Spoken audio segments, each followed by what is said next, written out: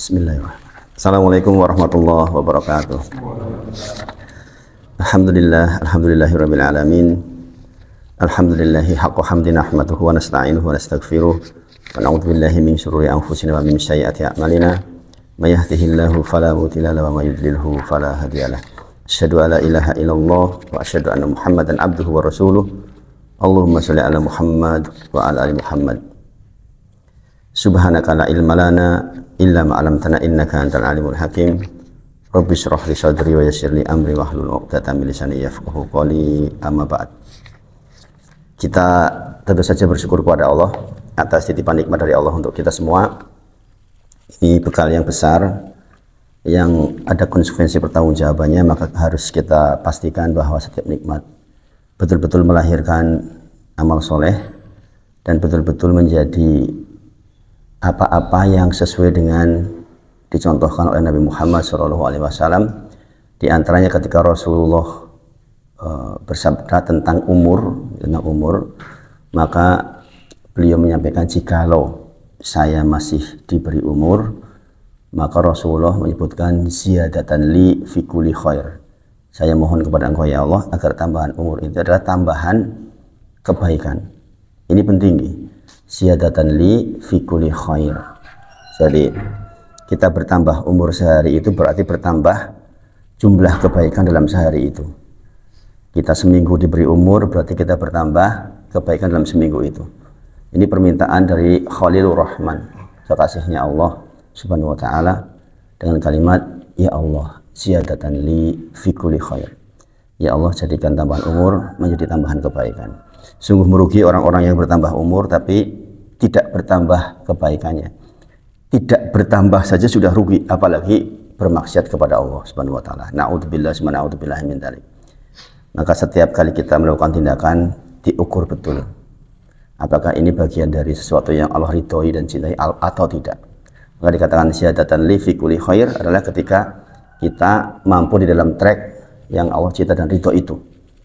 Dan sesungguhnya sederhana nih, bahwa hati kita pun sudah punya indikator bahwa itu baik atau tidak. Maka sesungguhnya hati kita ada indikatornya, sebagaimana saya sampaikan di dalam Quran surah Al-Qiyamah ayat 2, bahwa Allah bersumpah dengan nafsul lawamah, dengan nafsu yang baik yang Allah letakkan dalam diri kita masing-masing, yang memberikan warning ketika kita berbuat buruk. Itu kita merasa janjian ini keliru. Nah ini mari kita optimalkan betul itu, supaya kita betul-betul di dalam lingkup ziyadatan li fi kulli khair, yaitu tambahan kebaikan dan kebaikan. Rasulullah melanjutkan doanya, jikalau saya meninggal, kata Rasulullah, maka rohatan li fi kulli syarr. Ya Allah, jadikanlah kematian saya istirahat dari berbagai macam keruwetan. Ya, jadi rohatan li fi kulli syarr. Jadi seorang muslim itu seharusnya ketika mati itu betul-betul istirahat dari seluruh keruwetan dunia. Sungguh sangat menyedihkan jikalau kita meninggal kok yang terjadi bukan istirahat tetapi justru mendapatkan siksa. Na'udzubillah min dzalik. Maka ini kita berdoa kepada Allah. Kita berdoa, diminta kepada Allah, ya Allah, seandainya saya hidup dijadikan tambahan kebaikan, seandainya saya mati, ya Allah, jadikan mati saya adalah istirahat dari seluruh keruwetan. Karena sesungguhnya sejatinya seorang muslim itu di dunia memang dengan seluruh soal. Ketika Imam Ahmad ditanya kapan kita istirahat, ketika kita sudah meletakkan kaki kita di surganya Allah Subhanahu wa taala. Maka mari kita pahami ini, sehingga betapapun mungkin kita sangat berkecukupan, pasti ada hal-hal yang akan menjadi ujian buat kita sampai kita meninggal dunia, entah dari keluarga, entah dari anak, entah dari harta, entah dari tetangga, entah dari pekerjaan, macam-macam pasti akan selalu meliputi kita, dan kita akan berkualitas ketika kita sabar di atas itu semua. Maka ketika kita masuk surga dikatakan oleh malaikat, disambutnya kata-katanya adalah salamun alaikum bima sabartum. Selamat untuk kalian disebabkan karena kesabaran kalian di dunia. Jadi memang begitu. Kita sebagai seorang muslim harus dipenuhi dengan kesabaran. Semoga kita semua termasuk yang demikian. Kita semakin tua, kita semakin dekat dengan kematian kita harus terus mengupgrade tentang seluruh yang terkait dengan kebaikan. Maka kita minta betul, intinya kita minta betul kepada Allah untuk terus dibimbing oleh Allah dalam seluruh kebaikan-kebaikan. Mengingatkan kembali tentang wasiat dari Nabi Muhammad SAW.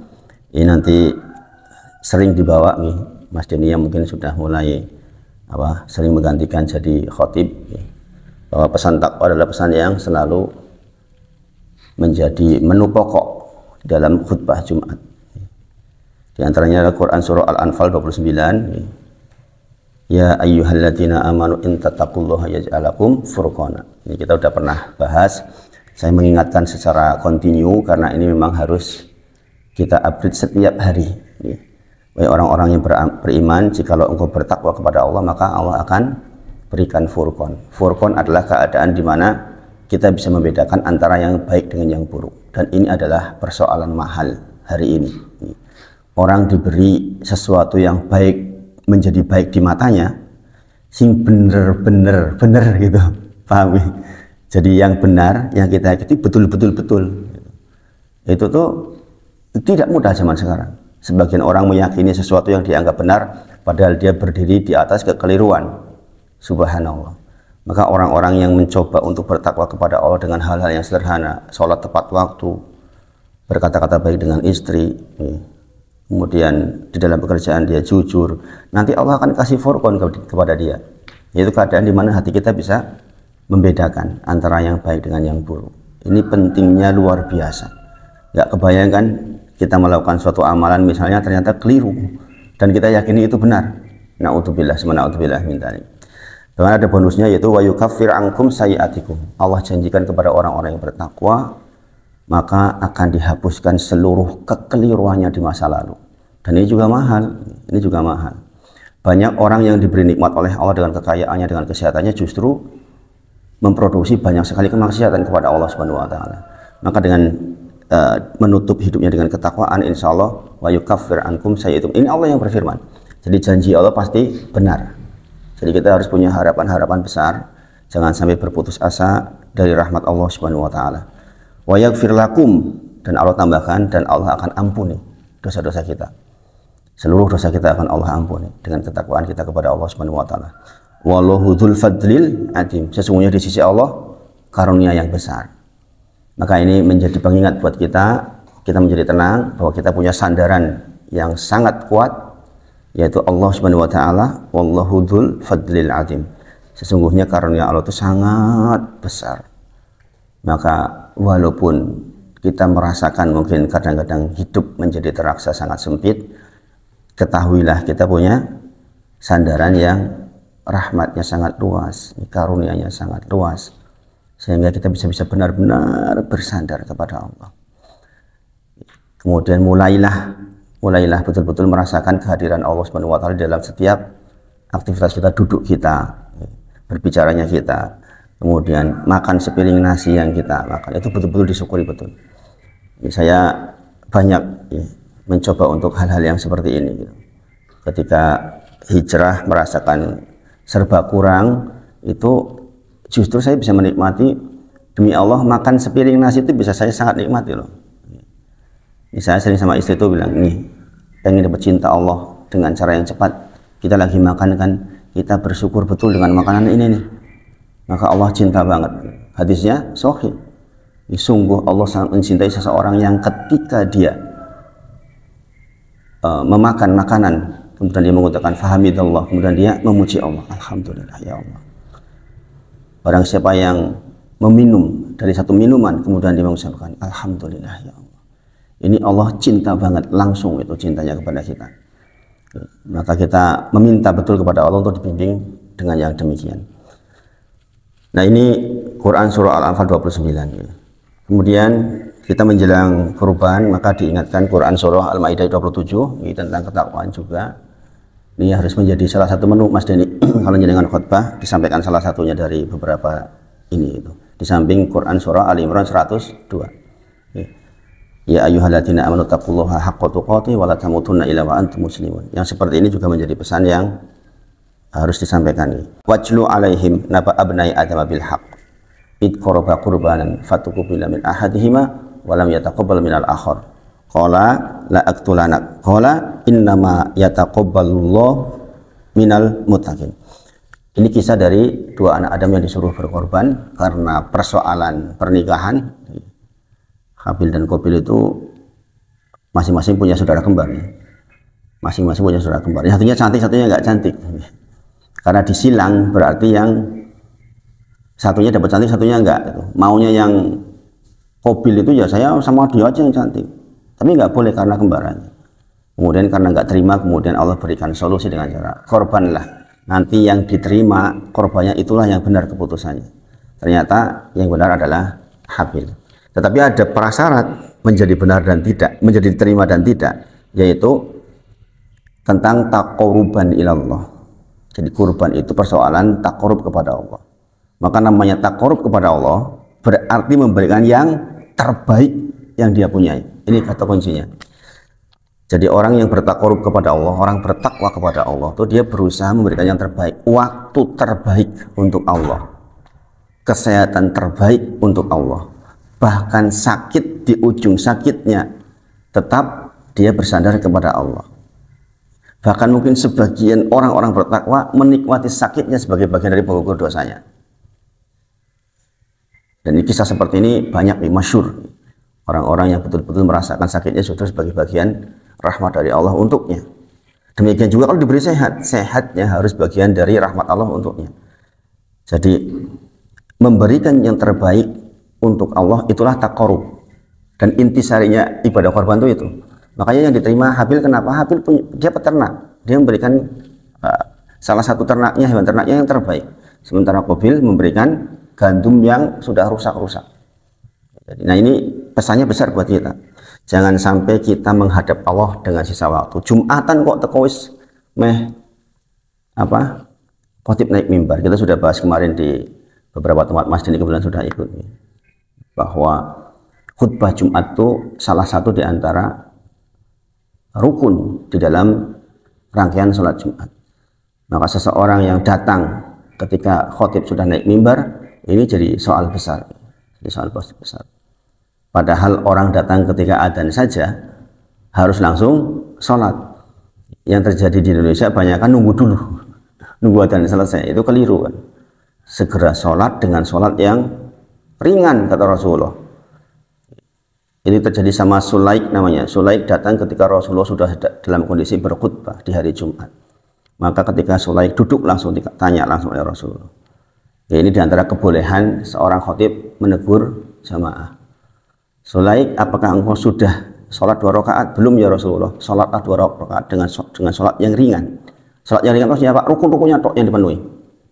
Jadi takbiratul ihram langsung a'udzubillah, kemudian bismillah, kemudian al-fatihah tanpa suratan, dan seterusnya yang kita sudah pelajari sebagian sampai salam seringan mungkin.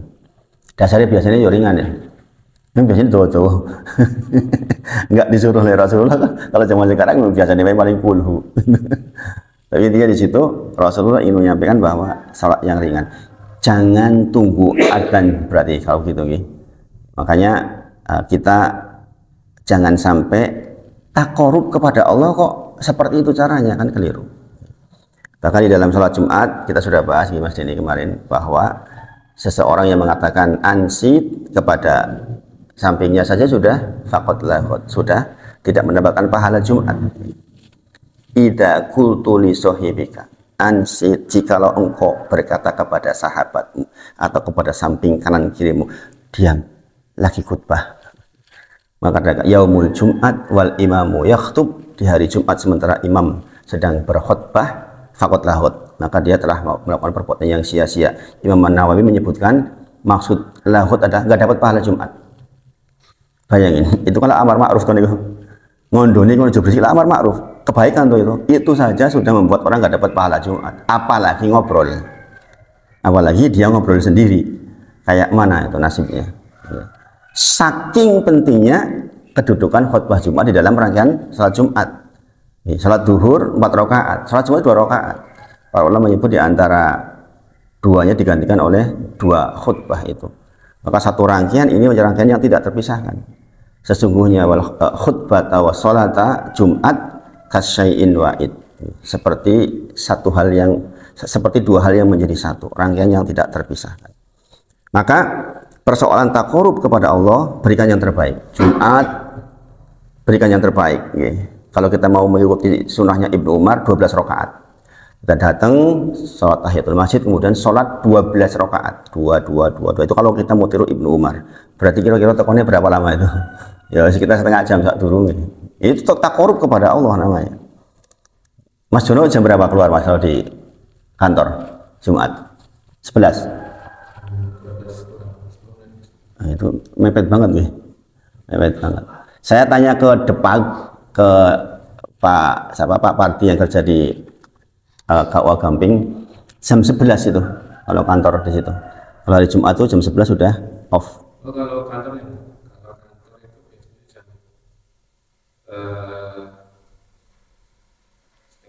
setengah 11. Oh, berarti emang longgar banget. Ya itu kan berarti kan jangan punya waktu betul itu untuk melaksanakan sunnah. Ya, jadi kalau kita bukan imam, kita bakal jadi makmum di situ. Yang dilakukan adalah jenengan datang, kemudian sholat 2 rakaat untuk tahiyatul masjid, kemudian kalau kita ikut sunnahnya Ibnu Umar 12 rakaat. Nah itu berarti kita takarub tuh kepada Allah.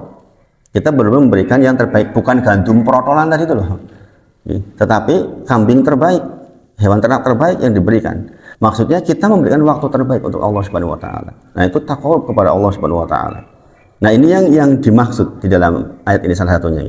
Wajlu alaihim naba abnai adam bil haq. Ceritakan loh kisah 2 anak Adam itu dengan cerita yang baik. Ini kepada orang-orang Yahudi. Id qurba qurbanan, ketika kepada mereka diberi syariat kurban. Fatuqbala min ahadihima wa lam yataqabbal min al-akhar. Allah terima dari salah satunya dan Allah tidak terima dari salah satunya. Yang tidak terima mengatakan la aqtulanak, saya bunuh kamu tuh. Gitu kan. Tapi kemudian yang satunya mengatakan qala innama, sesungguhnya yataqabbalullah minal muttaqin, sesungguhnya Allah itu menerima korban dari orang-orang yang bertakwa, yaitu orang-orang yang betul-betul memberikan yang terbaik. Jadi ini maknanya besar sekali nih. Kalau kita membaca ayat dengan pemahaman tabur itu, kita akan ngaruh ke diri kita, akan ngaruh betul. Kita akan merasa malu ketika kita tidak efektif dalam hidup. Sekali lagi umur kita sudah semakin berkurang. Kemudian juga diingatkan juga nanti di Jumatan Mas ini tentang at-tolak, Quran surat at-tolak yang saya ulang-ulang terus ini supaya kita bertakwa meningkat setiap hari. Quran surat at-tolak ayat kedua, 3, 4 itu tentang betapa besarnya manfaat ketakwaan. Wa may yattaqillaha yaj'al lahu makhraja, di akhir ayat kedua. Barang siapa yang bertakwa kepada Allah maka bagi dia solusi untuk masalahnya, jalan keluar dari seluruh persoalannya. Kita harus yakin itu. Sekali lagi kita kan diberi soal terus. Selesai satu soal diberi soal lagi, selesai satu soal diberi soal lagi, terus begitu. Kesadaran ini itu akan membuat kita tuh tidak stressing. Dan tetap saja bagi orang-orang yang bertakwa ada jalan keluar. Jadi orang bertakwa itu bukan nggak ada soal ya.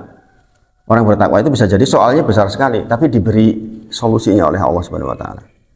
Sebagaimana saya pernah sampaikan pada panjenengan, mungkin ada orang yang disuruh ngangkat 100 kilo itu enteng banget bagi dia karena kemampuan dirinya ngangkat 200 kilo, ya enggak? Enteng nggak buat orang seperti itu? Kalau misalnya adere suruh ngangkat 100 kilo enteng wae mungkin. Tapi ada orang yang disuruh ngangkut cuma 20 kilo, tapi karena kemampuan dia ngangkat cuma 10 kilo, jadi berat nggak 20 kilo? Jadi berat karena kemampuan dia memang cuma 10. Solusinya atas dia itu cuma separuh dari soalnya, itu kan jadi berat. Orang bertakwa bisa jadi soalnya 1000 kali lipat ketimbang orang-orang yang nggak bertakwa, tapi diberi kemampuan oleh Allah lebih dari ujiannya itu. Nah ini penting buat kita. Mungkin kita melihat, wah bertakwa ini lorone medeni sampai seperti itu, tapi dia mungkin diberi kesabaran oleh Allah berlipat-lipat. Dia diberi hati oleh Allah berlipat-lipat kesabarannya. Nah ini yang harusnya kita dapatkan betul. Hal seperti ini nih yang harusnya kita dapatkan. Wa may yattaqillaha yaj'al lahu makhraja. Bahwa barang siapa yang bertakwa kepada Allah maka bagi dia jalan keluar. Wa yarzuquhu min haitsu la yahtasib. Dan bagi dia mendapatkan rezeki dari yang tidak diduga-duga. Rezekinya tidak diduga-duga. Jadi kita harus yakin itu. Saya melihat sama istri diskusi gitu tentang rencana rumah itu, Mas Derik, ya kan. Seharusnya tanggal 29 April seharusnya kalau berdasarkan rencana kita sudah rancang seluruhnya. Kami mungkin kurang bertakwa satu rumah. Sebagaimana saya sampaikan, saya dilatih oleh Allah dengan amar di rumah itu, saya betul-betul berlatih betul gitu. Berlatih betul. Jadi saya mengkonsep betul, Allah tuh tuntun untuk cara mana ya supaya nggak ngangkat suara, supaya nggak hatinya nggak terus-terusan. Ya gimana seorang ayah nggak ngerokok melihat anak ngerokok itu kan stres. Walaupun sekali-kali gitu. Walaupun sekali-kali ketemu temennya itu kan bau toh. Itu normalnya saya pasti ngangkat suara normalnya. Nah, sekarang bagaimana caranya supaya tidak ngangkat suara, tapi sekali-kali saya ngangkat suara. Nah, ngangkat suara itu kalau kita lihat hadisnya Mas Denny, itu bahaya. Kalau kita sudah ngangkat suara itu dikatakan dalam hadisnya, sesungguhnya hendak datang kepada kalian rezeki sudah di atas rumah kalian. Gara-gara kalian angkat suara tidak nyaman dengan pasangan, dengan anak, itu enggak jadi balik lagi. Itu. Makanya memang ujian betul nih, yang namanya kita sabar itu. Bayangkan, sudah di atas rumah kita enggak jadi loh balik. Gara-gara pertengkaran. Dan ini yang dicontoh oleh Nabi Muhammad SAW, masalah besar. Sesungguhnya saya diberitahu oleh Allah tentang datangnya malam Qadar, kapan waktunya. Jadi sesungguhnya Allah tuh dulu Rasulullah tuh diberitahu sebenarnya oleh Allah kapan sesungguhnya dari 30 malam itu, malam Qadar itu kapan datangnya, itu Rasulullah diberitahu. Tiba-tiba ketika hendak disampaikan itu ada pertengkaran, maka tiba-tiba diangkat lagi oleh Allah sehingga Rasulullah tidak diberitahu kapan malam Qadar, sehingga kita harus cari kan di 10 hari terakhir. Bayangkan pengetahuan yang sudah di depan mata, rizki yang sedemikian itu diangkat oleh Allah. Tentu saja ada hikmahnya, Tapi demikian menggambarkan kepada kita bahwa jika terjadi hal yang tidak baik dalam rumah kita, itu rezeki sudah di depan mata pun diangkat. Nah, saya kemarin mengkoreksi itu, gitu. Mungkin karena kita sering angkat suara, pun saya khususnya. Kalau istri sabar banget, masya Allah. Saya terlalu pakai logika. Gitu. Nek bapak yang ngerokok ngono, anak yang ngerokok gitu. Saya bahasanya gitu. Nek bapakmu ngerokok ngono, kowe ngerokok rada patut gitu. Lah bapakmu kira ngerokok gitu. Kan ngangkat suaranya, pikir kepiye gitu. Nah gitu loh. Itu udah ngangkat suara kan itu. Rada manggal loh itu. Subhanallah. Jadi akhirnya mundur ini, mundur. Jadi yang mau beliin tanah sama rumah itu dipinjam di orang baik, masya Allah. Dia tuh punya dana itu selalu dipinjemin ke orang lah, kalau nggak ada uang nganggur lah intinya. Itu ternyata belum kembali. Ini saya yakin soalnya bukan dia, soalnya di saya. Soalnya di saya. Saya bilang sama istri, soalnya di kita ini kita kurang bertakwa kepada Allah Subhanahu Wa Taala. Sehingga harus mundur gitu. Tetapi tentu saja ada kebaikan, pasti ada hikmah yang baik dari semua itu. Karena wala akibatul lil muttaqin. Tetap akhir yang baik bagi orang-orang yang berusaha untuk bertakwa kepada Allah Subhanahu Wa Taala. Bukankah marah saya juga dalam rangka bertakwa, ingin anaknya baik gitu. Intisarinya kan itu. Cuma itu tadi, kita jangan sampai bertengkar. Karena diangkat rezekinya nggak jadi masuk ke rumah kita. Naudzubillah min dzalik. Kemudian wa may yatawakkal 'ala Allah fa huwa hasbuh. Masih di ayat yang sama, ayat ketiga ini. Barang siapa yang bertawakal kepada Allah, maka dia akan dipenuhi kebutuhannya. Jadi kita harus yakin betul akan dipenuhi kebutuhannya. Hatta walaupun kita mungkin kekurangan sekali, kita tetap harus yakin bahwa Allah akan penuhi kebutuhan kita. Insya Allah, insya Allah. Qad ja'alallahu likulli syai'in qadara. Innallaha balighu amri, qad ja'alallahu likulli syai'in qadara. Sesungguhnya Allah itu mengurusi segala sesuatu di dunia ini. Maka ini pengingat buat kita nggak usahlah terlalu meyakini diri kita canggih untuk mengurusi seluruh urusan-urusan dunia. Sesungguhnya yang diminta oleh kita kepada Allah, Allah saja yang ngurusilah. Dan ini doanya Nabi Muhammad SAW di dalam salah satu zikir petang kita. Ya Hayyu Ya Qayyum bi rahmatika astaghis. Aslih li sya'ni kullahu wa la takilni ila nafsi. Ini kalimat terakhirnya tarfata ain, walaupun sekejap mata. Ya Allah, dengan rahmatmu ya Allah, Mudahkan seluruh urusan saya ya Allah, urusan saya ya Allah, mudahkan. Jangan kau berikan kepadaku ya Allah, walaupun hanya sekejap mata. Sekejap mata ya Rasulullah gak ngurusi urusan dunia. Maksudnya kita mengurusi urusan dunia dengan bimbingan dari Allah maksudnya. Jangan sampai kita melaku diri gitu.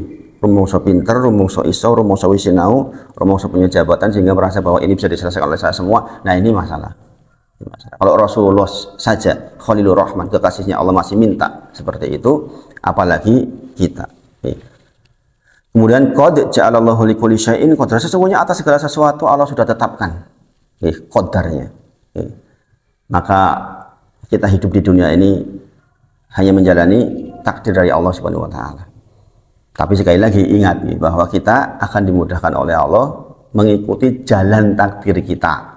Ini yang terkait dengan ketika sahabat bertanya kepada Rasulullah, ya Rasulullah bagaimana saya beramal soleh sementara kita sudah tahu akhir kehidupan kita, neraka dan surga Allah sudah tahu. Masalahnya kita tidak tahu kan, masalahnya kita tidak tahu bahwa Pak Supri akan di surga, Mas Wan akan di surga, itu kan Allah sudah tahu. Jadi kan udah ditulis, pun rampung urusan jenengan itu di sisi Allah.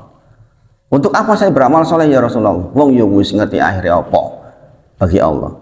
Maka Rasulullah sebutkan sesungguhnya setiap kita akan dimudahkan mengikuti jalan takdir kita. Artinya nek ketakdir surga yang dilalai, yang diikuti jalan menuju surga berarti beramal soleh maksudnya. Ya kan? Berarti kalau kita dimudahkan di dalam amal soleh, ya kira-kira surga lah insya Allah. Nah itu. Ya. Kemudian di ayat keempatnya, wa may yattaqillaha yaj'al lahu min amrihi yusra. Barang siapa yang bertakwa kepada Allah, maka Allah akan mudahkan seluruh urusannya. Nah, ini penting buat kita. Sebagaimana doa tadi. Ya Hayyu ya Qayyum bi rahmatika astaghis aslih li sya'ni kullahu wa la takilni ila nafsi tarfata ain. Masih aktif dikir-dikir petang tuh? Aktif enggak Mas Ono? Dipraktekin. Jadi saling mengingatkan di rumah. Nek urung istri ngingetin kita. Kalau istri belum, kita ngingetin istri. Begitu. Saya pun begitu. Saya yang tukang ceramah saja kadang-kadang diingatin sama istri. Wis dikir petang apa urung ya? Itu. Seperti itu memang. Seperti itu. Kadang-kadang kalau kelalaian tiba-tiba udah menjelang maghrib belum. Nah, kayak kemarin sore terjadi, istri saya pastikan dalilnya ya tentang ba'da maghrib kebolehan dikir petang. Ya jelas boleh sebenarnya itu karena udzur syar'i gitu. Hanya dibaca setelah maghrib kiri mau kiri toh gitu. Gara-gara mulang sore lali mungkin ya. Mengingatkan Mas Wawan, saling mengingatkan Mas Wawan dengan istri. Terus dikir pagi apa urung? Dikir petang apa urung? Gitu. Sediakan bukunya ini, supaya mudah di rumah taruh buku yang mudah atau di aplikasi HP. Tapi aplikasi HP kurang efektif Mas Denny kalau untuk dikir pagi dikir petang karena kita sering megang HP akhirnya kadang-kadang dipegang untuk yang lain aja gitu loh. Tapi ini buku bentuknya buku diwaca saiki itu beda. Jadi harus ada buku dikir pagi dikir petang yang kita baca. Dikasihkan ke istri, dibaca saiki ya.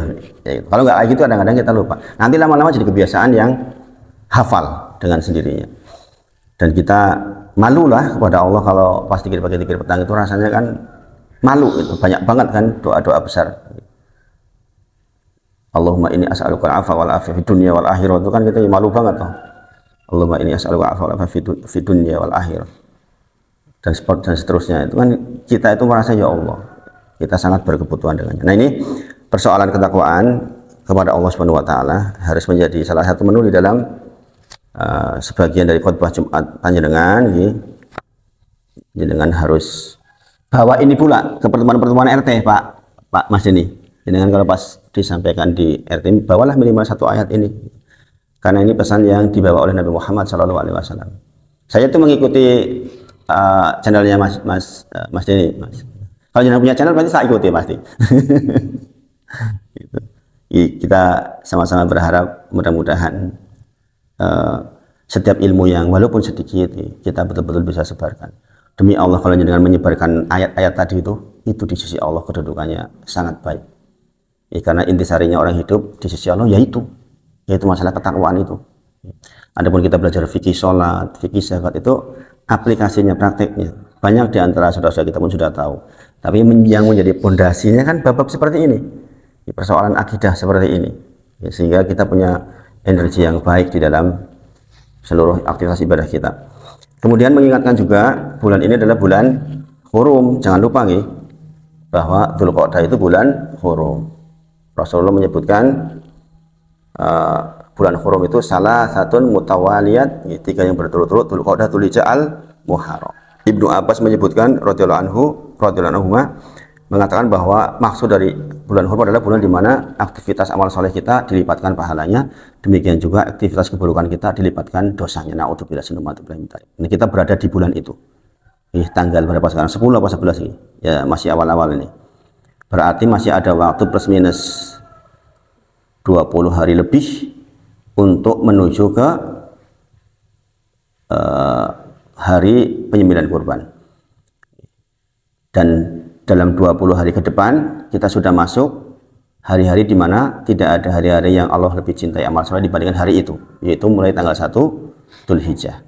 Rasulullah bersabda, "Ma min ayamin al-amalu sholihu fiha ahabu ila min hadhil ayam yakni yaumul asr." Tidak ada hari-hari yang lebih dicintai oleh Allah di dalam amal soleh dibandingkan hari yang 10, yaitu 10 hari awal bulan Dzulhijjah. Dan kita tahu bahwa itu lebih utama bahkan dibandingkan 10 hari siang harinya di akhir bulan Ramadan. Bayangin loh, bayangin. Maka hari raya besar bagi orang umat Islam itu kapan? Besok itu. Orang Jawa sebenarnya benar gitu. Besar gitu kan, ngomongkan besar gitu kan. Ya memang betul. Memang betul, dari takbirnya saja beda. Takbirnya mulai yang takbir muqayyad itu sejak tanggal 9 loh. Jangan lupa tahun lalu kita sudah sampaikan tanggal 9 kita puasa di hari Arafah, yang imam sudah beritahu tuh ada subuh sudah mulai takbir, bukan ba'da maghrib ya. Udah telat itu ba'da maghrib. Itu yang muqayyad sampai hari terakhir di tasyrik, tanggal terakhir ba'da asar. Kemudian untuk takbir mutlaknya, takbir yang kita bisa lakukan kapanpun sejak tanggal 1 Dzulhijjah. Jadi ini udah mulai takbir di mana-mana loh itu takbirnya. Ya, kalau para sahabat di pasar-pasar, di tempat kerja itu takbir. Mulai dipraktekkan minimal yang sesama ngaji kayak gini ini, kalau ketemu ya takbiran aja gitu. Nek sing ngaji mbok menawa ini tanggal 1 wis takbiran. Kowe iki ngopo iki? Isi kurang dino gitu. Ini panjenengan yang sudah belajar tentu saja berbeda. Masya Allah. Kemudian di tanggal 9-nya jangan lupa rebutan kasih makan bukaan tuh tanggal 9. Mas Jono kalau bisa diinisiasi Mas Jono gimana caranya supaya masyarakat sini tanggal 9 puasa kabeh. Harus nih takbir, ada gerakan itu aja Mas Jono satu. Kenapa? Al-A'raf 96. Dalilnya di antaranya walana ahlul qura aman wa taqalla fatahna alim barakah minas sama'i wal ard. Jika penduduk sebuah negeri beriman dan bertakwa maka akan turun keberkahan dari langit dan dari bumi. Bayangin Mas Jono, seandainya 50% dari penduduk sini yang jenengan bina puasa Arafah. Jenengan tahu kan puasa Arafah fungsinya yukafiratu sanatal mahdiyah wal baqiyah. Bayangin. Orang-orang yang puasa pada hari itu maka diampuni dosa setahun yang lalu, setahun yang akan ada dosa kecil. Sebagian mengatakan bukan dosa besar, sebagian, tapi yang disepakati dosa kecil. Bayangkan, apa yang enggak lingkungan enggak tenteram banget tuh. Kalau orang-orangnya sudah diampuni oleh Allah. Kan menjadi masalah di lingkungan kan karena itu. Mas Denny yang Pak RT, bisa jadi Mas Denny itu menjadi program yang diutamakan tanggal 9, bagaimana caranya disosialisasikan. Kalau perlu masjid mengadakan buka bersama tuh, difasilitasi. Kalau yang tahu balapan lah hari itu untuk kasih makan. Mati-matian dia cari rezeki untuk kumpulin hari itu kasih makan. Kalau enggak rugi banget. Ya kan? Rugi banget. Ya. Khususnya tanggal 9 gitu.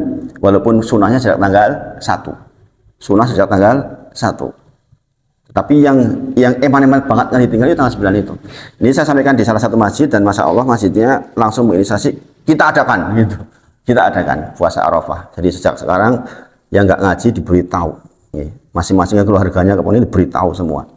Untuk persiapan tanggal 9. Jadi siap dari sekarang. Dipersiapkan dari sekarang. Ini demi Allah kalau dilakukan sebagai Pak RT lebih ringan Mas Denny.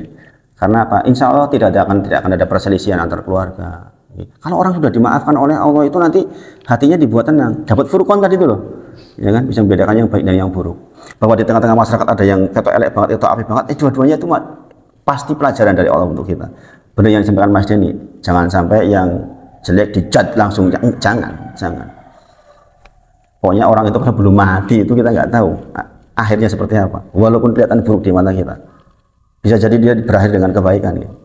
Maka di antara pembahasan kita yang akan kita bahas di antaranya ya itu, bahwa orang bisa jadi ditutup dengan sesuatu yang baik, walaupun mungkin awalnya terlihat dohir, terlihat orang melihatnya begitu, tapi kan nggak tahu kita hatinya bagaimana. Nah itu di replay ulang ilmu-ilmu terkait dengan Dzulqa'dah, Dzulhijjah dan Al-Muharram supaya kita mendapatkan kebaikan yang banyak.